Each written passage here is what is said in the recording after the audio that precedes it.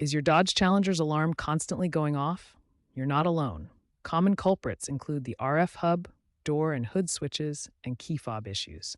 Start by inspecting the door and hood switches for corrosion or misalignment. Clean any corrosion with WD-40. Check your key fob battery, which is a CR2032 type, and try reprogramming it if needed. If problems persist, the RF hub may be the issue. It can cause false alarms due to electromagnetic interference, especially from aftermarket accessories. Stellantis has issued technical service bulletins and recalls to address RF hub problems, particularly in 2015-2023 models. Software updates are available via the vehicle's CAN bus. If DIY steps don't work, consult a Stellantis dealership for diagnostics.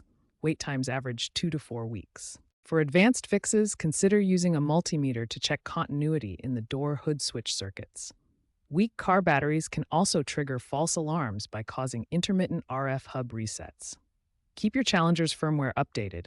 Stellantis provides updates via USB at dealerships. Trends indicate a shift towards software solutions and over-the-air updates for RF hubs in newer models. Smartphone app integration via Uconnect allows for remote diagnostics. Looking ahead, expect AI-driven diagnostics to predict failures based on sensor data.